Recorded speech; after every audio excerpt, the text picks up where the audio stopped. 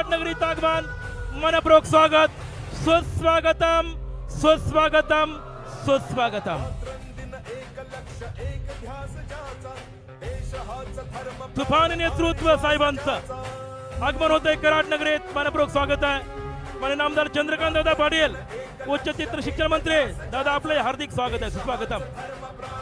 कराड दक्षिणचे लोकप्रिय आमदार आदिराव भोसले बाबा, कराड उत्तरचे आमदार आदरणीय मनोज दादा घोरपडे, विनायकांना पावसकर कराड नगरीचे भारतीय जनता पार्टीचे नगराचे पदाचे अधिकृत उमेदवार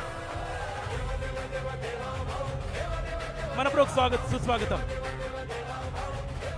या ठिकाणी मुख्यमंत्री साहेबांचं या ठिकाणी स्वागत होत आहे।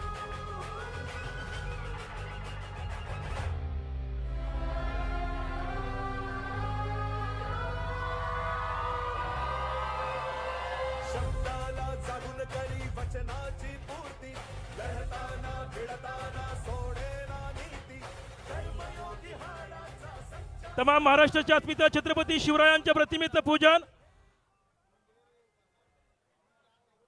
नामदार मुख्यमंत्री साहेबांच्या शुभात संपन्न होत आहे। छत्रपती शिवाजी महाराज की जय भवानी।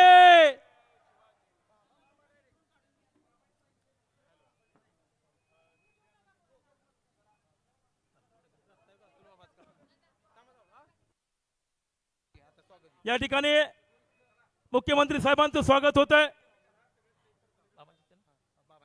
माननीय आमदार अतुल बाबांनी विनंती करतो आपण आदरणीय मुख्यमंत्री साहेबांचं स्वागत संपन्न करावं।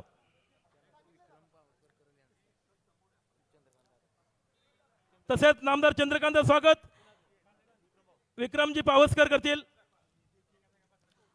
राज्याचे उच्च तंत्र शिक्षण मंत्री चंद्रकांत पाटील यांचंही स्वागत होत आहे।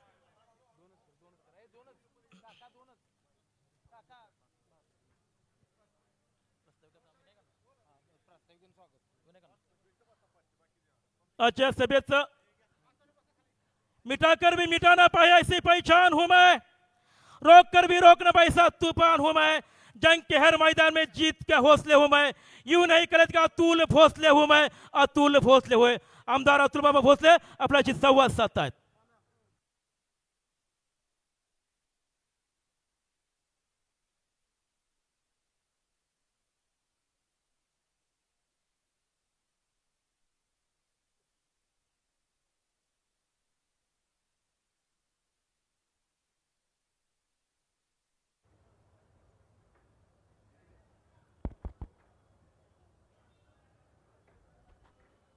छत्रपती शिवाजी महाराज की जय भवानी। भारतीय जनता पार्टीचा आजच्या विराट अशा प्रचार सभेच्या निमित्तानं उपस्थित असणारे महाराष्ट्राचे लाडके मुख्यमंत्री, आपले सर्वांचे नेते आदरणीय देवाभाऊ, कार्यक्रमाला उपस्थित असणारे आदरणीय चंद्रकांत दादा, आदरणीय सुरेश बाबा, आपले भारतीय जनता पार्टीचे नगराध्यक्ष पदाचे उमेदवार, कराडचे आपले उमेदवार आदरणीय अण्णाजी पावसकर साहेब, मलकापूरचे आपले नगराध्यक्ष पदाचे उमेदवार आदरणीय तेजस दादा, भारतीय जनता पार्टीचे आणि जनशक्ती आघाडीचे सगळे अधिकृत उमेदवार, सगळे प्रमुख नेते मंडळी, कराडमधून आणि मलकापूरमधून मोठ्या संख्येने उपस्थित असणारे भारतीय जनता पार्टीचे सगळे कार्यकर्ते, माता भगिनी, तरुण मित्रांनो आणि पत्रकार बांधवांनो, आज या सभेच्या निमित्तानं आदरणीय साहेबांना मी सांगू इच्छितो की साहेब, कराडचं आमच्या क्षेत्रफळ हे 10.51 स्क्वेअर किलोमीटरचं आहे आमच्या कराडमध्ये 77 किलोमीटरचे रस्ते आहेत. आमच्या कराडमध्ये 87 किलोमीटरचं बंदिस्त गटार आहे. आमच्या कराडमध्ये 170 किलोमीटरचं उघडं गटार आहे. कराडची लोकसंख्या साधारण 70,000च्या घरामध्ये. या कराडमध्ये आपण 2016 साली साहेब आला होता. आपण ज्या वेळेला आला होता आपल्या विनंतीला मान देऊन भारतीय जनता पार्टीच्या नगराध्यक्षा कराडकरांनी आपल्या विनंतीवर निवडून दिल्या होत्या. हे देखील आजच्या या कार्यक्रमाच्या निमित्तानं मी सांगू इच्छितो. साहेब, या 1 वर्षामध्ये आपण मला आशीर्वाद दिला. भारतीय जनता पार्टीने मला उमेदवारी दिली. मी विधानसभेमध्ये निवडून आलो आणि 1 वर्षामध्ये कराडसाठी मलकापूरसाठी आम्ही काय काय केलं हे फक्त आपल्याला मी सांगू इच्छितो. निवडून आल्या आल्या विधानसभेमध्ये बरोबर आपण ज्या वेळेला असणार त्यावेळेची वेळ बघून मला बोलण्याची संधी मिळाली आणि त्याच्यामध्ये मी मांडलं की मला कराडमध्ये काय काय करून पाहिजे. आपण देखील त्या पहिलंच माझं भाषण होतं आणि आपण देखील सभागृहामध्ये होता त्यावेळेला अनेक गोष्टींचा उल्लेख देखील मी त्या भाषणाच्या निमित्तानं केला होता. साहेब, आपल्या कराडमध्ये अनेक दिवसापासून नव्यानं स्टेडियम व्हावं अशी लोकांची मागणी होती. आपण मागच्या कालावधीमध्ये आला आम्ही आपल्या समोर मागणी केली की कराडला नव्यानं स्टेडियम देण्याच्या बाबतीमधलं काम साहेब आपण करा. आपण कराडकरांना आमचा आशीर्वाद दिला आणि आपण 96,50,00,000 रुपयाचा निधी महायुती सरकारच्या माध्यमातून देवाभाऊंच्या नेतृत्वाखाली या शहराला देण्याचं काम केलं आणि आता काम प्रगतीपथावर आहे. जोमानं काम चाललेलं आहे. साहेब, पुढच्या 1.5 वर्षामध्ये मी या सगळ्यांच्या साक्षीनं सांगतो की कराडच्या नवीन स्टेडियमच्या उद्घाटनासाठी आम्ही आपली वेळ घेणार आहोत आणि तुम्हाला या स्टेडियमच्या उद्घाटनासाठी बोलवणार आहोत. मुंबईला, पुण्याला, दिल्लीला जिथं जिथं स्टेडियम आहेत त्या स्टेडियम सारखं स्टेडियम आमच्या कराडमध्ये होतंय. इंटरनॅशनल लेवलचा रनिंग ट्रॅक होतोय. आपला तिथं क्रिकेट टर्फ जो होतोय त्याला चांगल्या पद्धतीनं ड्रेनेजची सोय देखील आपण बाहेरच्या चांगल्या स्टेडियम प्रमाणे केलेली आहे. व्हॉलीबॉल कोर्ट होतोय, बास्केटबॉल कोर्ट होतोय, टेबल टेनिस कोर्ट होतोय, बॅडमिंटनचा कोर्ट होतोय, स्विमिंग पूलची सोय होते, जिम्नॅशियमची सोय होते, खेळाडूंच्या राहण्यासाठीची सोय होते, कोचच्या राहण्यासाठीची सोय होते. इतकं सुसज्ज असं आपण स्टेडियम करतोय. आणि हे करत असताना साहेब आम्ही आपल्याजवळ मागणी केली की साहेब इतकं भलं मोठं स्टेडियम आपण करतोय, जर का IPLची मॅच घेण्याची वेळ आली तर आपलं एअरपोर्ट देखील तितकंच चांगलं असलं पाहिजे. साहेब, आपल्या प्रयत्नांनी 220 कोटी रुपयाचा निधी हा कराडच्या एअरपोर्टसाठी देण्याचं काम हे आदरणीय देवाभाऊंच्या नेतृत्वाखाली केंद्र सरकारच्या माध्यमातून झालेलं आहे. साहेब, मी ज्या वेळेला विधानसभेचा सदस्य झालो सगळ्या विभागांची बैठक घेतली. विभागांची बैठक घेतल्यानंतर मी त्यांना विचारलं की सांगा मला की कराडमध्ये आपल्याला काय काय करणं गरजेचं आहे. सार्वजनिक बांधकाम खात्याचे देखील लोक आले. सार्वजनिक बांधकाम खात्याच्या लोकांनी सांगितलं की हा ब्रिटिशकालीन पूल आहे. जुना कोयना पूल याला ब्रिटिशकालीन पूल म्हणून आपण ओळखतो. एकदा दोनदा त्यांनी सांगितल्यानंतर मी माझ्या मनामध्ये विचार केला, हे काय आपल्या कर्तृत्वाचं लक्षण आहे का? 78 वर्ष झाले देशाला स्वातंत्र्य मिळून आणि 78 वर्षांनी आपण म्हणतोय की हा ब्रिटिशकालीन पूल आहे आणि इथं अवजड वाहतूक होऊ शकत नाही. साहेब, आपल्या सहकार्याने आदरणीय नितीन गडकरी साहेबांच्या तिथं पाठपुरावा करून 50 कोटी रुपयाचा निधी CRIF मधून मंजूर करून ते काम देखील आता प्रगतीपथावर आहे. 4 लेनिंगचा पूल आता तिथं आपण नव्यानं उभा करतोय. साहेब, कराडमधून इतर उपनगरांना जाणाऱ्या रस्त्याच्या विषयी मी मागणी केली. आपलं पत्र घेतलं आणि परत CRIF मधून 55 कोटी रुपयाचा निधी कराडपासून कोरेगाव, कोडोली पर्यंत, कारव्यापर्यंत जाणाऱ्या रस्त्यावर टाकला. आणि हा रस्ता असा होतोय ज्याला सायकलिंग ट्रॅक आहे, ज्याला वॉकिंग ट्रॅक आहे, ज्याला LED लाइटिंग होणार आहे आणि अत्यंत सुसज्ज असा रस्ता हा देखील आपण आपल्या आशीर्वादामुळे हा रस्ता देखील तिथं होऊ शकतोय. मला कराडकरांनी मागणी केली 32 लहान लहान कामांची, प्रत्येक विभागामधल्या कामांची. त्या सगळ्या 32 लहान लहान कामांना 5,90,00,000 रुपयाचा निधी आपण देण्याच्या बाबतीमधलं काम DPDC असेल, स्थानिक विकास निधी असेल, याच्या माध्यमातून विचारपूर्वक करण्याच्या बाबतीमधला प्रयत्न केला. साहेब, माझ्या लक्षात आलं की नगर विकास खात्याच्या माध्यमातून काही पैसे मिळण्याची शक्यता आहे आणि नवीन आमदारांना पैसे सरकार देण्याच्या आधी आपला माझ्यावर आशीर्वाद असल्यामुळे मला 10 कोटी रुपयाचा निधी हा तुमच्या आशीर्वादामुळे मिळाला आणि या 10 कोटी रुपयाच्या निधीमधून आपण अनेक उद्यानांना पैसे दिले. कुंभार समाजाने मागणी केली, त्यांना 50 लाख रुपयाचा निधी दिला. ब्राह्मण समाजाने मागणी केली, त्यांना 30 लाख रुपयाचा निधी दिला. डॉक्टर बाबासाहेब आंबेडकरांच्या सामाजिक सभागृहासाठी मागणी करण्यात आली, 1 कोटी रुपयाचा निधी दिला. डॉक्टर बाबासाहेब आंबेडकर वाचनालयासाठी 1 कोटी रुपयाचा निधी दिला. मंगळवार पेठेमध्ये देखील उद्यानासाठी 1 कोटी रुपयाचा निधी आमच्या देवाभाऊच्या सरकारच्या माध्यमातून आम्ही दिला. हे आवर्जून या कार्यक्रमाच्या निमित्तानं मी आपल्याला सांगू इच्छितो. आपले आजचे जे नव्यानं निवडून जाणारे सगळे नगरसेवक आहेत, नगराध्यक्ष आहेत, यांना माझं सांगणं आहे की तुम्ही ज्या इमारतीमध्ये जाणार होता त्या इमारतीची पाहणी यांना मी आधीच केली होती आणि पाहणी केल्यानंतर मला लक्षात आलं की तुम्ही जेवढं कष्ट करून तिथं निवडून जाणार आहे त्या पद्धतीची ती इमारत नाही आणि त्या इमारतीसाठी 3.5 कोटी रुपयाचा निधी हा नगर विकास विभागाच्या विशेष वैशिष्ट्यपूर्ण योजनेच्या माध्यमातून अण्णा आपण आधीच मंजूर करून दिलेला आहे. जिथं जिथं शक्य आहे तिथं तिथं तेवढं काम करण्याच्या बाबतीमधला प्रयत्न आपण केला आणि 1 वर्षामध्ये कराडसाठी 259 कोटी रुपयाचा निधी आज महायुती आणि केंद्र सरकारच्या माध्यमातून आम्ही दिला. मलकापूरकरांनी मला मागणी केली, मलकापूरकरांनी मला सांगितलं अंतर्गत रस्ते होणं गरजेचं आहे. अंतर्गत रस्त्यांसाठी PWD खात्याचे मंत्री शिवेंद्र बाबांकडनं 20 कोटी रुपयाचा निधी दिला. छोट्या छोट्या कामांसाठी आपण पैसे मागितले, नगर विकास विभागाच्या माध्यमातून आपण निधी तिथं उपलब्ध करून दिला. आणि मलकापूरमध्ये तर साहेब आपण मास्टर स्ट्रोक केला की मलकापूरमध्ये आपल्या विरुद्ध निवडणूक लढण्यासाठी 4 प्रभागामध्ये माणसंच नव्हती, अशा पद्धतीची परिस्थिती भारतीय जनता पार्टीने मलकापूरमध्ये निर्माण केली.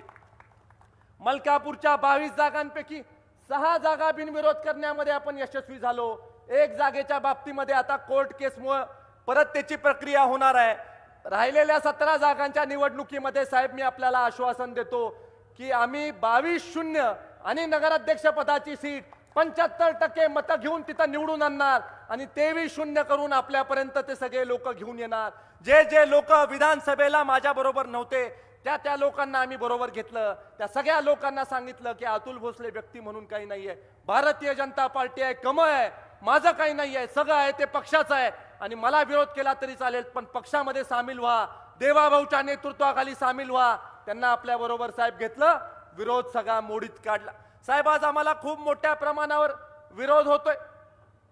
अशा पद्धतीची परिस्थिती महाराष्ट्रामध्ये क्वचित ठिकाणी असेल.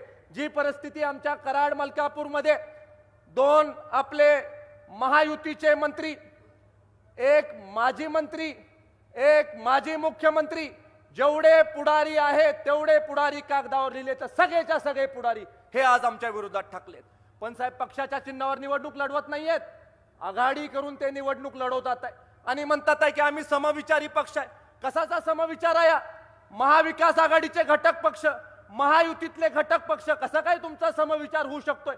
आम्ही ही निवडणूक लढताना खणखणीत भारतीय जनता पार्टीच्या चिन्हावर निवडणूक लढवतोय. सगळे नवीन दमाचे लोक मी दिलेले आहेत, आमच्या नवीन तरुण पोरांना संधी दिलेली आहे.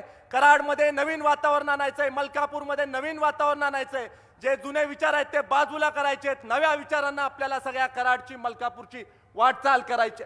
आज मलकापूरकरांनी साहेब आमच्याकडे मागणी केली, मलकापूरकरांनी मागणी केली की त्यांची जी पाणी पुरवठा योजना आहे, जी चांगली पाणी पुरवठा योजना आहे त्याचा विस्तारीकरण करायचंय. निश्चित स्वरूपी त्या विस्तारीकरणासाठी देवाभाऊंचा आशीर्वाद हा तुमच्या बरोबर राहील. त्यानंतर त्यांनी मागणी केली की त्यांची बंदिस्त ड्रेनेजची योजना आहे त्याला अतिरिक्त पैसा उपलब्ध व्हावा. निश्चित त्याच्यासाठी पैसा उपलब्ध होईल. मलकापूर शहराला आदर्श शहर करण्यासाठी जे काही लागेल ते आमचे आदरणीय देवाभाऊ इथं मंजूर करून देतील, एवढं आश्वासन तुम्हाला आजच्या या कार्यक्रमाच्या निमित्तानं मी देऊ इच्छितो. आमच्या कराडकरांचं स्वप्न आहे साहेब, ज्या पद्धतीनं गंगा आरती होते त्या पद्धतीने माझी कृष्णामाईची आरती झाली पाहिजे असं आमचं स्वप्न आहे. आणि त्यामुळे कराडमध्ये स्वर्गीय यशवंतराव चव्हाण साहेबांचा विचार आहे.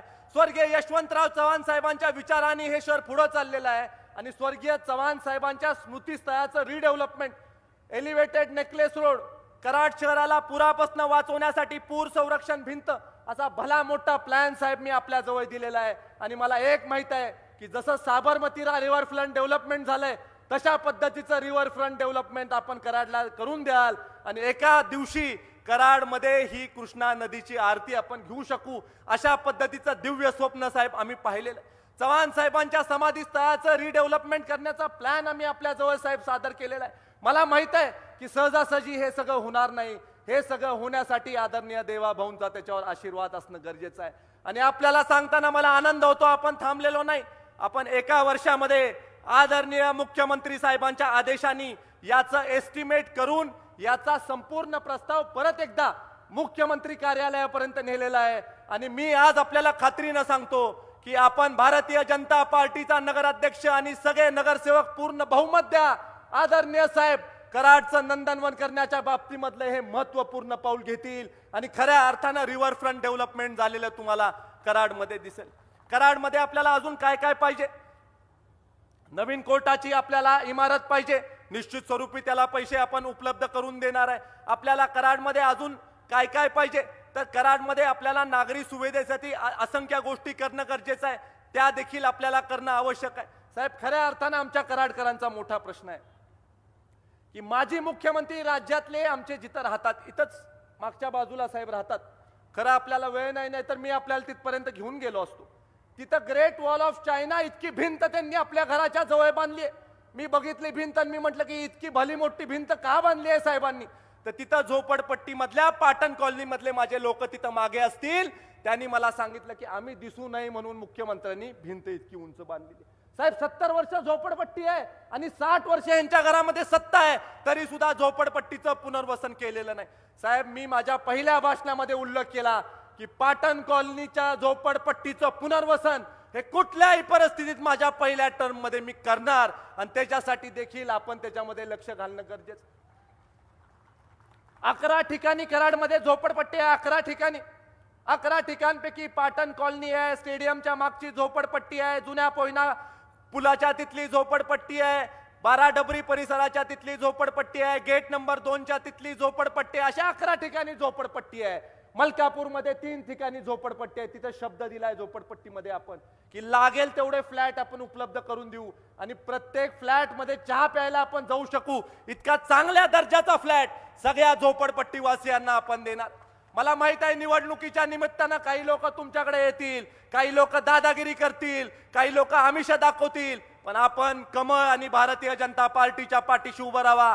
कमळ आणि भारतीय जनता पार्टीच्या पाठीशी उभा राहिला की झोपडपट्टीचं पक्क घर करण्याच्या बाबतीमधलं काम मोदीजींच्या विजन प्रमाणे आणि देवेंद्रजींच्या विजन प्रमाणे आपण इथं करू आणि कराड आणि मलकापूरला झोपडपट्टी मुक्त केल्याशिवाय आपण राहणार नाही, एवढं देखील या कार्यक्रमाच्या निमित्तानं मी आपल्याला सांगू इच्छितो. मला माहित आहे की मी माझ्या राजकीय कारकिर्दीमध्ये रिस्क घेतली. अनेक लोक मला सांगत होते की जुळवून घ्या, आबाधित राहावा, पण मी आमच्या साहेबांकडनं शिकलोय कधीही विरोधात असलं म्हणून घाबरायचं नाही, कधीही सत्यासाठी भांडायला थांबायचं नाही, कधीही आपल्या माणसाला आपल्या खांद्यावर घ्यायला दमायचं नाही. आणि हे आम्ही काम केलं आणि नव्या दमाची लोक उभा केली. बलाढ्य पुढं कोण पण असू दे, मी सुद्धा लोकांना वाटत असेल की तिकडं खूप मोठ्या नेत्यांची फौज आहे, पण मी सुद्धा साधा सुद्धा आमदार नाही, मी साहेबांचा लाडका आमदार आहे. मी जरी पहिल्या टर्मचा आमदार असलो तरी साहेबांचा माझ्या डोक्यावर आशीर्वाद आहे आणि माझी जरी ताकद कमी असली आमच्या साहेबांची ताकद खूप मोठी आहे. कोण जर का म्हणत असेल की आमच्याकडे तिजोरी आहे तर बँकेचा मालक आमच्याकडे आहे, आम्ही कमी पडणार नाही. भारतीय जनता पार्टीला निवडून आणणार, दोन्ही नगराध्यक्ष निवडून आणणार, अण्णांना निवडून आणणार, तेजसला निवडून आणणार आणि साहेब अभिमानाने म्हणतील की कराड हा माझा बालेकिल्ला आहे, मलकापूर हा माझा बालेकिल्ला आहे. याच्यासाठी आपल्याला हात जोडून सगळ्यांना विनंती करतो की आपण आमच्या पाठीशी उभं राहावा, भारतीय जनता पार्टीच्या पाठीशी उभं राहावा. मला कधीही अपयश आलं म्हणून मी थांबलो नाही, परत मी तुमच्या दारात येत राहिलो आणि परत आल्यानंतर तुम्ही मला आशीर्वाद दिलेला आहे. मला त्या आशीर्वादाचं मोल आहे. मला माहित आहे की या आशीर्वादाने मला खूप पुढे जायचंय आणि त्यामुळे मी नेत्याला नाराज करायला थांबत नाही, नेत्याला नाराज करायला घाबरत नाही. पण जनतेबरोबर बेईमानी आपल्याकडून कधी होणार नाही, जनतेचा विश्वास कधी मी तोडणार नाही आणि त्यामुळे आपण सगळ्यांनी माझ्यावर आशीर्वाद ठेवावा. येणाऱ्या 2 तारखेला आपण भारतीय जनता पक्षाबरोबर राहावं. आदरणीय अण्णा आणि अण्णांची सगळी टीम, आदरणीय तेजस्वी आणि तेजस्वीची सगळी टीम ही आपण निवडून द्या आणि एकच लक्षात ठेवा, मी एकटा नाही, माझ्या मागे हात खूप मोठा आहे. एवढं सांगून थांबतो. जय हिंद, जय महाराष्ट्र. कराड मलकापूरचा बालेकिल्ला कमळ फुलवून भक्कम करू आणि स्थितीवरती नवा तोरण बांधव धन्यवाद. यानंतर महाराष्ट्र राज्याचे लाडके मुख्यमंत्री आदरणीय आमदार देवेंद्र फडणवीस साहेब जनसभेला संबोधित करतायत. नागपुर से लेकर मुंबई तक और मातोश्री से लेकर बारामती तक करिश्मा सिर्फ आपका चलता है. कोई कुछ भी कहे साहब, इलाका कौन सा भी हो, धमाका सिर्फ फडणवीस का होता है, फडणवीस का होता है. नामदार देवेंद्र फडणवीस साहब जनसभा को संबोधित करेंगे. भारत माता की, भारत माता की, छत्रपती शिवाजी महाराज की, धर्मवीर छत्रपती संभाजी महाराज की. जय भवानी, जय भवानी, जय जय जय जय जय भवानी, जय जय जय जय जय शिवाजी.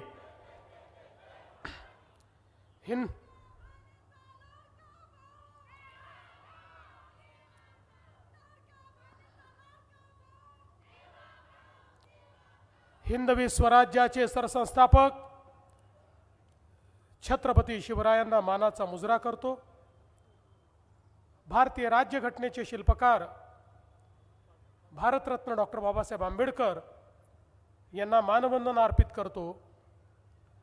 आज कराडच्या या प्रचंड मोठ्या प्रचार सभेमध्ये मंचावर उपस्थित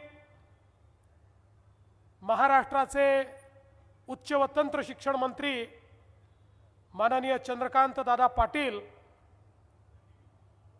आपल्या कराडचे तरुण तडफदार आणि खऱ्या अर्थानं ज्यांचा उल्लेख मी कार्य सम्राट आमदार म्हणून करेन असे अतुल बाबा भोसले, या ठिकाणी आपले दुसरे लोकप्रिय आमदार मनोज दादा घोरपडे, भरत नाना पाटील, नीताताई केळकर, डॉक्टर सुरेश बाबा भोसले, मकरंद देशपांडे, सत्यजित पाटणकर, रामकृष्णजी वेताळ, विक्रम पावसकर, आनंदराव पाटील, शारदाताई जाधव, रोहिणीताई शिंदे, नीलमताई येडगे, जगदीशजी जगताप, अरुणजी जाधव, मनोहरजी शिंदे, सुषमाताई लोखंडे, सुहास जगताप, नगराध्यक्ष पदाकरता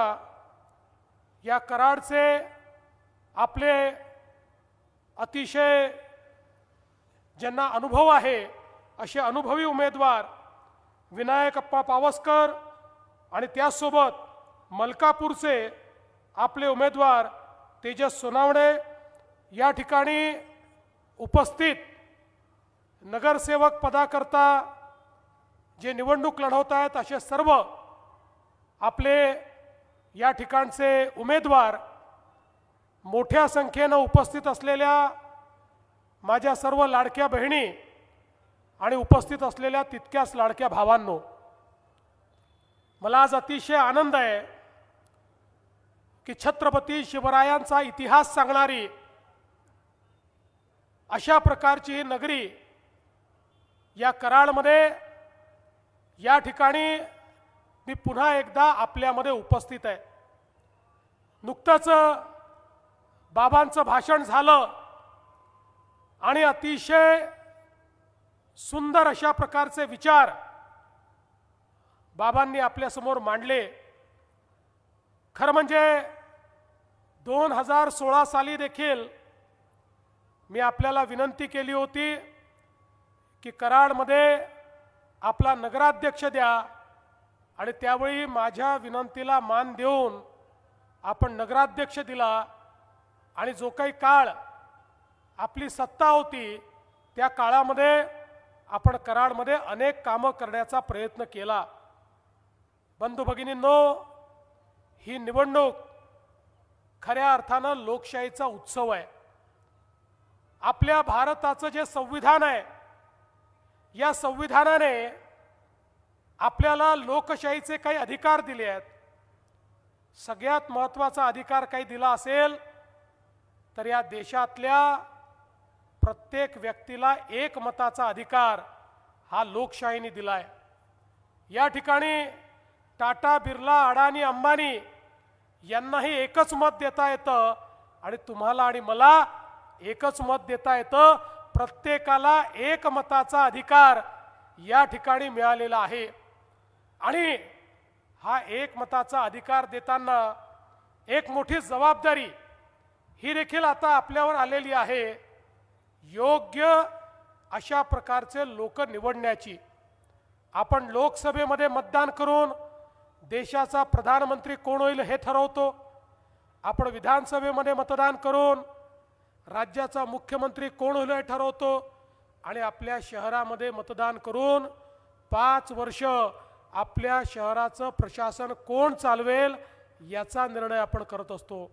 आणि म्हणून या लोकशाहीच्या उत्सवामध्ये आपल्या सर्वांना अतिशय विचारपूर्वक अशा प्रकारचा निर्णय घेणं हे महत्त्वाचं आहे। बंधू भगिनींनो, आपण जर बघितलं तर आपला देश स्वतंत्र झाल्यापासनं 60-65 वर्ष आपल्या राज्यकर्त्यांच्या माध्यमातनं विकासाचं केंद्र हे गाव होतं। राज्यकर्ते म्हणायचे की गावाचा विकास म्हणजे देशाचा विकास, आणि ते योग्य होतं, कारण छोट्या छोट्या गावांमध्ये भारत वसला होता। पण त्याच वेळी या भारतामध्ये काही शहरं देखील होती। दुर्दैवाने त्या शहरांकडे राज्यकर्त्यांचं दुर्लक्ष झालं। 60-65 वर्ष केंद्रातलं सरकार असो का राज्यातलं सरकार असो, शहरांकरता केंद्रित अशा प्रकारच्या योजना, व्यवस्था, निधी असं कधीच नियोजन या ठिकाणी करण्यात आलं नाही। परिणाम काय झाला आपण बघा, शेवटी गावातनं लोक शहराकडे आले। शिक्षण, आरोग्य, रोजगाराकरता, अन्न, वस्त्र, निवाऱ्याकरता त्याच्या संधी आहेत म्हणून लोक शहराकडे आले आणि शहराकडे आल्यानंतर अवस्था अशी झाली की आल्यानंतर लोकांना राहायला जागा नव्हती, त्यामुळे लोकांनी अतिक्रमण केले, झोपडपट्ट्या तयार झाल्या, जिथे ज्याला जशी जागा मिळेल तसा तो राहू लागला। त्यामुळे शहरातलं घनत्व त्या ठिकाणी मोठं झालं।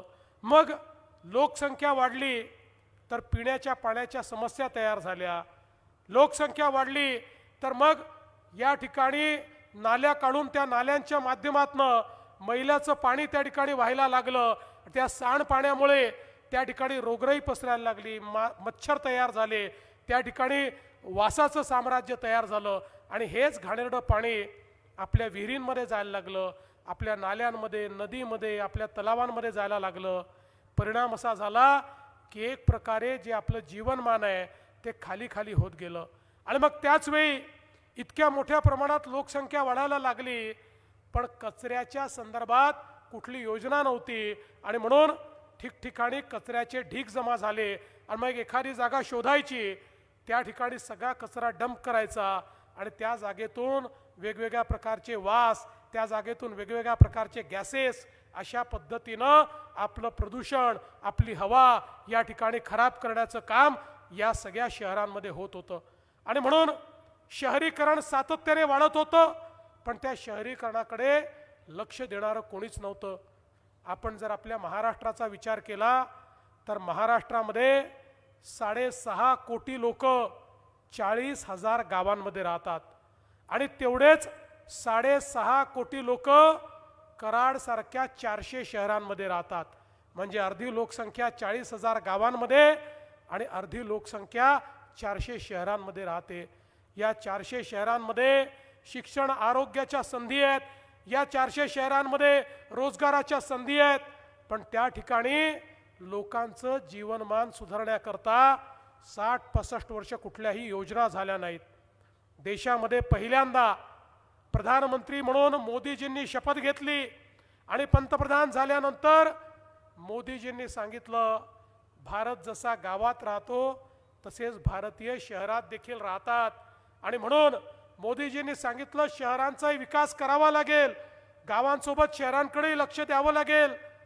देशाचा 65% GDP हा शहरामध्ये तयार होतो। या ठिकाणी वस्तू सेवांची निर्मिती, शिक्षण, आरोग्याच्या संधी, रोजगाराच्या संधी या शहरांमध्ये आहेत त्यामुळे शहरी जीवन जोपर्यंत आपण बदलणार नाही, शहरात राहणारा गरीब, शहरात राहणारा मध्यमवर्गीय याला जोपर्यंत आपण सोयी देणार नाही तोपर्यंत खऱ्या अर्थानं आपण त्यांचं जीवन बदलू शकत नाही. आणि म्हणून पहिल्यांदा आपल्या देशामध्ये शहरांकरता योजना तयार करण्याचा निर्णय मोदीजींनी घेतला. आणि मग स्मार्ट सिटीची योजना, अमृत शहराची योजना, स्वच्छ भारत शहरांची योजना, प्रधानमंत्री आवास योजना शहरी, अशा अनेक योजना मोदीजींनी तयार केल्या आणि लाखो कोटी रुपये शहरांच्या विकासाकरता देणं सुरू केलं. आज आपण पाहतोय एकट्या महाराष्ट्राला मोदीजींनी अमृत योजनेच्या माध्यमातून 50,000 कोटी रुपये आपल्या शहरांचं चित्र बदलण्याकरता या ठिकाणी दिले आहे. आज प्रत्येक शहरामध्ये पिण्याचं पाणी मुबलक मिळालं पाहिजे. शहरामधला जो या ठिकाणी सगळ्या महिला आहे, जे सांडपाणी आहे, आत्ताच अतुल बाबा सांगत होते आपल्याकडे किती सांडपाणी हे भुयारी गटारातनं जातं आणि किती सांडपाणी हे नाल्यांमधनं जातं. हे संपूर्ण सांडपाणी बंदिस्त भुयारी गटारातनं गेलं पाहिजे आणि त्याच्यावर प्रक्रिया होऊन त्या ठिकाणी STPच्या माध्यमातनं त्या पाण्यातनं मैला वेगळा होऊन त्याच्यातनं खत निर्मिती आणि पाणी जे शुद्ध झालेलं आहे तेच पाणी नदीमध्ये आणि नाल्यामध्ये गेलं पाहिजे. अशा पद्धतीनं आज सगळ्या योजना आपण तयार केल्या. आपला जो कचरा आहे या कचऱ्यावर स्वच्छ भारतच्या अंतर्गत मोठ्या प्रमाणात प्रक्रिया आता आपण चालू केली. खरं म्हणजे आता आपण सर्क्युलर इकॉनॉमीचा विचार करतोय आणि सर्क्युलर इकॉनॉमीचा अर्थ काय आहे? Nothing is waste, everything is wealth. कचऱ्यातही वेल्थ आहे. आता या वेगवेगळ्या योजनांच्या माध्यमातून मोदीजींनी सगळ्या शहरांना त्या ठिकाणी पैसा दिला. आपल्या महाराष्ट्रामध्ये 250-300 शहरांमध्ये आज स्वच्छ भारतच्या अंतर्गत कचऱ्यावर प्रक्रिया चालली आहे. 100% कचरा जमा होतो. त्या कचऱ्यावर प्रक्रिया आपण करतो आणि ती प्रक्रिया करून त्या ठिकाणी कचऱ्यापासून पेलेट्स तयार करतो, म्हणजे कचऱ्यापासून कोळसा तयार करतो, कचऱ्यापासून खत तयार करतो. एवढंच नाही, आता तर आपण कचऱ्यापासून तयार होणाऱ्या खताचा एक महाराष्ट्राचा ब्रँड देखील तयार केला आहे. आणि थोडी मोठी शहरं जी आहेत त्या ठिकाणी कचऱ्यापासून गॅस तयार करतो आणि कचऱ्यापासून विद्युत निर्मिती देखील आपण करतो. म्हणजे आता कचरा ही आपली लायबिलिटी नाही आहे, तर आता कचरा ही खऱ्या अर्थानं आपल्याकडे वेल्थ निर्माण करणारी गोष्ट झाली आहे. पण या सगळ्या गोष्टी करता जो काही निधीची कमतरता होती, आज मोदीजींच्या माध्यमातनं आणि राज्य सरकारच्या माध्यमातनं त्याकरता मोठ्या प्रमाणात आपण व्यवस्था उभ्या केल्या आहेत. आज आपण पाहू शकतो लोकांनी वेगवेगळ्या ठिकाणी अतिक्रमण केली आहेत. आपण 2 महिन्यापूर्वी निर्णय केला आणि वेगवेगळ्या प्रकारची अतिक्रमणं लोकांनी ज्या ठिकाणी केली असतील त्या ठिकाणी त्यांना मालकी हक्काचे पट्टे देण्याचा निर्णय आपण केला. याचं कारण प्रधानमंत्री आवास योजनेच्या अंतर्गत आपल्याला 2.5 लाख रुपये मिळतात. त्या 2.5 लाख रुपयामध्ये आपण जो बेघर आहे त्याला घर देऊ शकतो. त्या 2.5 लाख रुपयामध्ये आपण झोपडपट्टीत कच्च्या घरात राहणाऱ्याला घर देऊ शकतो किंवा त्या ठिकाणी त्यांच्याकरता एक चांगली स्कीम तयार करून त्यामध्ये वेगवेगळ्या योजनातनं सगळ्या प्रकारच्या सोयी उभ्या करून एक चांगली कॉलनी देखील त्यांची तयार करू शकतो. पण याकरता अडचणी होत्या, जागा मिळत नव्हती. आता आपण निर्णय केला, एकीकडे अतिक्रमण जिथे नियमित करता येईल त्या ठिकाणी आपण अतिक्रमण नियमित करतो आहे आणि ज्या ठिकाणी ते करता येणं शक्य नाही तिथे सरकारची जमीन देऊन त्या ठिकाणी फ्लॅट स्कीमच्या माध्यमातून लोकांना सगळ्या सोयी देण्याचं काम करतोय. त्यामुळे अतुल बाबा तुम्ही चिंता करू नका. तुम्ही पृथ्वीराज बाबांची चिंता केली आहे, त्यांच्या घराजवळच्या झोपडपट्टीची चिंता केली आहे. तुम्ही कराड आणि मलकापूरच्या सगळ्या झोपडपट्टीवासियांना पक्क घर देण्याची चिंता केली आहे. तुम्ही चिंता करू नका, तुमच्या पाठीशी मी उभा आहे. तुमचं हे स्वप्न मोदीजींच्या प्रधानमंत्री आवास योजनेतनं पूर्ण करण्याचं वचन मी या ठिकाणून देऊन जातोय. या कराड आणि मलकापूरमध्ये कोणालाही झोपडीत राहू द्यायचं नाही, अशा प्रकारचा आज आपला सगळ्यांचा मानस आहे. बंधू भगिनींनो, आज मोठ्या प्रमाणात आपण पाहतोय वेगवेगळ्या प्रकारच्या योजना आपण करतोय. आज या अमृत शहरातनं शहरातले रस्ते असतील, अमृतमधनं शहरामध्ये उद्यानं असतील, अमृतच्या माध्यमातनं हरितपट्टे असतील, अमृतच्या माध्यमातनं सरोवर विकास असेल, प्रत्येक गोष्ट या ठिकाणी करण्याकरता आज आपण योजना तयार केली आहे. एखाद्या शहराला काय काय आवश्यक आहे ते देखील आपण या ठिकाणी करतोय. आणि बंधू भगिनींनो, एवढंच नाही तर आता मोदीजींनी त्या ठिकाणी आपल्याला योजना दिली आहे, आयुष्यमान योजना. त्या आयुष्यमान योजनेच्या अंतर्गत प्रत्येक शहरामध्ये आयुष्यमान हॉस्पिटल आपल्याला तयार करायचं आहे. तसं तर कृष्णा असल्यामुळे आपल्याला चिंता नाही आहे, पण तरी देखील सगळ्या छोट्या छोट्या शहरांमध्ये त्या ठिकाणी मोफत व्यवस्था आपल्याला उभ्या करायच्या आहेत. आपल्याला माहिती आहे, मागच्या काळामध्ये आपण महात्मा फुले जनारोग्य योजना सुरू केली. महात्मा फुले जनारोग्य योजनेमध्ये आपण 5 लाखापर्यंतचा इलाज सगळ्यांना मोफत केला. जात पाहायची नाही, धर्म पाहायचा नाही, त्याचे कुठलं रेशन कार्ड पाहायचं नाही, त्याचं वय पाहायचं नाही, सगळ्यांना 5 लाखापर्यंतचा इलाज हा आपण मोफत केला. मला काही लोक भेटले आणि ते असं म्हणाले, साहेब 1300 रोगांकरता तुम्ही 5 लाखाचा मोफत इलाज दिलाय, पण तुमच्या पॅकेजमध्ये अनेक असे रोग नाही आहेत की ज्याच्यामध्ये 3-3, 4-4 लाख रुपये खर्च होतात, पण तुमच्या पॅकेजमध्येच ते नसल्यामुळे आम्हाला त्याचा फायदा मिळत नाही. पुन्हा मी सगळे अधिकारी कामाला लावले, अनेक लोकांशी त्या ठिकाणी चर्चा केली, जे लोक या क्षेत्रात आहेत अतुल बाबांसारखे, त्यांच्याशी मी चर्चा केली आणि निर्णय केला, आता 1300 नाही 2400 आजाराकरता 5 लाखापर्यंतचा इलाज हा सगळ्यांना आपण मोफत केलेला आहे. आणि 9 आजार तर असे आहेत की ज्या आजारामध्ये 5 लाखाच्या वर 35 लाखापर्यंतचा खर्च राज्य सरकारच्या माध्यमातून देण्याचा निर्णय मी केला. आज शहरातल्या प्रत्येक व्यक्तीला उत्तम आरोग्य मिळालं पाहिजे, आरोग्याच्या सोयी मिळाल्या पाहिजे, अशा प्रकारचा आपला प्रयत्न या ठिकाणी आहे. आणि खऱ्या अर्थानं अतुल बाबांनी तर ज्या प्रकारे या शहराचा विचार केलाय, त्यांनी जे या ठिकाणी छत्रपती शिवाजी महाराज क्रीडा संकुल, ज्यावेळेस ते माझ्याकडे आले आणि म्हणाले क्रीडा संकुल करायचं आहे, अतुल बाबांनी काही म्हटलं की मी नाही म्हणतच नाही.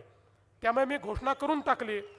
मला वाटलं अतुल बाबा कराडसारख्या ठिकाणी 25 कोटी रुपयाचा आराखडा घेऊन येतील, पण हे महाराज इतके हुशार आहेत, यांनी देशभरातल्या क्रीडा संकुलाचा विचार केला आणि मग स्वतःचे पैसे खर्च केले. एक कोणीतरी देशातला क्रीडा क्षेत्रातला प्रायव्हेट आर्किटेक्ट पकडला, त्याला सांगितलं चांगल्यातलं चांगलं क्रीडा संकुल आमच्या या जागेत कसं बसेल ते बघा, आणि 100 कोटी रुपयाचा आराखडा माझ्याकडे घेऊन आले. पण मी देखील सांगितलं, अरे ज्या क्रीडा संकुलाचं नाव छत्रपती शिवाजी महाराज क्रीडा संकुल आहे ते उत्तमच असलं पाहिजे, आणि म्हणून 96 कोटी रुपये आपण त्याकरता दिले. आणि आज सर्वोत्तम अशा प्रकारचं क्रीडा संकुल, आणि बाबा चिंता करू नका, थोडे जास्त पैसे लागले तरी आपण देऊ, पण सर्वात उत्तम अशा प्रकारचं क्रीडा संकुल या ठिकाणी आपल्याला तयार करायचं आहे. कैलासवासी खाशाबा जाधव क्रीडा संकुल ते करतायत, त्याच्याकरता 25 कोटी रुपये मिळाले आहेत. निविदा आता त्याच्या देखील आपण काढलेले आहेत. आणि पुलाकरता देखील त्यांनी 50 कोटी रुपये आणले.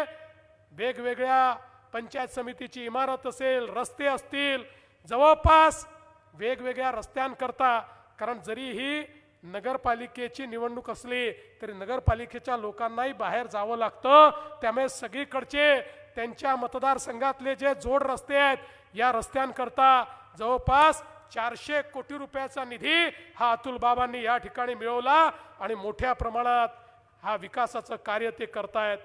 आंबेडकर वाचनालय असेल, पाणी पुरवठा योजनेची दुरुस्ती असेल, वेगवेगळी कामं जी त्यांनी केली आहेत त्या सगळ्या कामांच्या माध्यमातून मोठ्या प्रमाणात एक परिवर्तन या ठिकाणी दिसत आहे. आणि आता त्यांच्या मनामध्ये जे आपलं प्रीती संगम आहे, यशवंतराव चव्हाण साहेबांचं समाधी स्थळ, या समाधी स्थळाचं रिडेव्हलपमेंट झालं पाहिजे अशा प्रकारचा विचार त्यांनी मांडला आहे. मी अतुल बाबा तुमचं अभिनंदन करेन, ज्यांनी महाराष्ट्राचा सुवर्ण कलश आणला त्या यशवंतरावांच्या समाधीचा विचार इतक्या वर्षात पुन्हा कोणी केला नाही. एकदा जे काम झालं त्यानंतर कोणी त्याच्याकडे पाहिलं नाही, पण तुम्ही अतिशय सुंदर त्याचा आराखडा तयार केला आणि त्यासोबत त्या ठिकाणी कृष्णामाईच्या तीरावर चांगल्या प्रकारे रिव्हर डेव्हलपमेंट झालं पाहिजे आणि कराड ते विटा हा एलिव्हेटेड हायवे झाला पाहिजे, अशा प्रकारचं एक स्वप्न तुम्ही बघितलेलं आहे.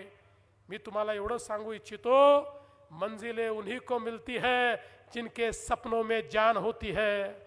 मंजिलें उन्हीं को मिलती है जिनके सपनों में जान होती है. अरे पंख से कुछ नहीं होता, हौसलों से उड़ान होती है. हे काम मोठं आहे, एखाद्या नगरपालिकेला झेपणारं काम नाही आहे, पण अतुल बाबा त्या व्यक्तीचं नाव आहे जो मोठे स्वप्न पाहतो, आणि देवा भाऊ त्या व्यक्तीचं नाव आहे जो मोठे स्वप्न पूर्ण करण्याकरता मदत करतो. त्यामुळे चिंता करू नका. या ठिकाणी तुम्हाला हे जे स्मार्ट आणि मॉडेल अशा प्रकारचं कराड तयार करायचं आहे, त्याकरता पूर्णपणे तुम्हाला मदत ही राज्य सरकारच्या माध्यमातून निश्चितपणे आपण या ठिकाणी करू. बंधू भगिनींनो, खऱ्या अर्थानं कराडची जी निवडणूक आहे, ही निवडणूक यावेळेस एक वेगळ्या प्रकारची निवडणूक होते आहे. मी तर आता गेले 8-10 दिवस वेगवेगळ्या शहरांमध्ये चाललो आहे, त्या ठिकाणी जाऊन भाषणं करतो, रोज 5-6 सभा घेतो.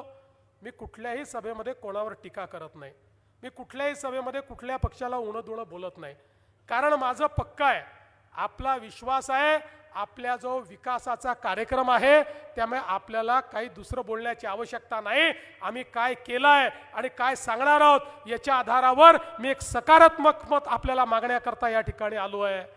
पण कराडमध्ये अतुल बाबांना चारीकडनं घेरण्याचा प्रयत्न चालू आहे. आपलेही आणि विरोधकही सगळे एक झाले आहेत.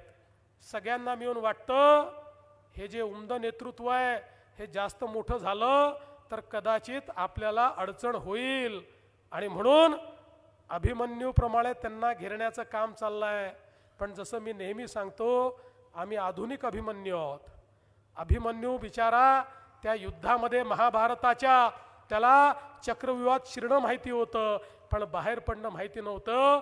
पण प्रभू श्रीकृष्णाच्या आशीर्वादाने आम्हाला बाहेर पडणं देखील माहिती आहे, आणि म्हणून हा जो चक्रव्यूह अतुल बाबाच्या आजूबाजूला तयार केलाय त्याला भेदून या ठिकाणी अतुल बाबा या कराडमध्ये आपला झेंडा लावल्याशिवाय राहणार नाही.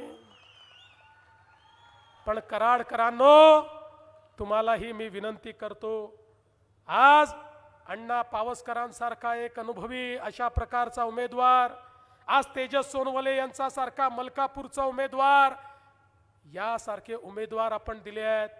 आणि जे आपले नगरसेवक पदाचे उमेदवार आहेत, मला अतुल बाबा तुमचं अभिनंदन करायचं आहे. सगळे जनतेतले उमेदवार तुम्ही दिले, सामान्य घरचे, सर्वसामान्यांमध्ये वावरणारे अशा प्रकारचे उमेदवार तुम्ही दिले आहेत. आणि या उमेदवारांना खऱ्या अर्थानं समाजामध्ये काय केलं पाहिजे याची तळमळ आहे. मी तुम्हाला हीच विनंती करण्याकरता आलो आहे. आता अतुल बाबांसारखं एक नेतृत्व आपल्याला लाभलेलं आहे. बंधू भगिनींनो, इतकं तरुण तळपदार नेतृत्व हे लाभण्याकरता अनेक वर्ष निघून जातात. खरं म्हणजे मला तर या गोष्टीचा आनंद वाटला असता की पृथ्वीराज बाबा देखील म्हणाले असते की चला आता अतुल बाबांसारखं एक तरुण नेतृत्व कराडचं नेतृत्व करताय, मी देखील अतुल बाबा तुम्हाला आशीर्वाद देतो. पण ठीक आहे, त्यांना जे करायचं आहे ते करतील, इतर आमचे मित्रही जे करायचं आहे ते करतील. पण कराडवासियांनो, माझे आता राजकारणामध्ये 30 वर्ष पूर्ण झाले आहेत. राजकारणामध्ये मला भविष्य दिसतं आणि मी अतुल बाबा भोसलेमध्ये भविष्य पाहतो. लक्षात ठेवा, तुम्ही जो आमदार निवडून दिलाय तो भविष्यामध्ये मोठा नेता होण्याची क्षमता ठेवणार आहे, आणि म्हणूनच त्याला सगळे घेरून मारण्याचा प्रयत्न करतायत. आणि म्हणून आता कराडकरांची जबाबदारी आहे की या ठिकाणी हे युद्ध अतुल बाबांचं नाही आहे, हे युद्ध पावसकरांचं नाही आहे, हे युद्ध कराडवासियांनो हे तुमचं युद्ध आहे. या युद्धामध्ये तुम्हाला प्रत्येकाला समोर यावं लागेल, आणि समोर येऊन या ठिकाणी खऱ्या अर्थानं विजय हा खेचून आणावा लागेल. हा विजय अतुल बाबाचा नाही, हा पावसकरांचा विजय नाही, हा कराडचा विजय असणार आहे. आणि म्हणून कराडच्या विजयाकरता येत्या 2 तारखेला कमळाची चिंता तुम्ही करा, पुढचे 5 वर्ष तुमची चिंता आम्ही करू, हा विश्वास तुम्हाला देतो. आणि माझ्या लाडक्या बहिणींना सांगतो, लाडक्या बहिणींनो, तुमचा देवा भाऊ जोपर्यंत आहे तोपर्यंत लाडकी बहीण योजना सुरूच राहील. आणि आता तर लाडक्या बहिणींना आम्ही लखपती दिदी करणार आहोत. तुम्ही बहिणींच्या हाती भावांचं भवितव्य देऊन मी या ठिकाणून चाललो आहे. माझ्या बहिणींनी आता या ठिकाणी या निवडणुकीची धुरा हाती घ्यायची आहे आणि पुन्हा एकदा एक प्रचंड असा विजय या ठिकाणी प्राप्त करायचा आहे. धन्यवाद. जय हिंद, जय महाराष्ट्र. चक्र भितूया आणि भाजपचा झेंडा फडकूया यांचा आभार मानतायत. सुषमा लोखंडे आभार प्रदर्शन करतील.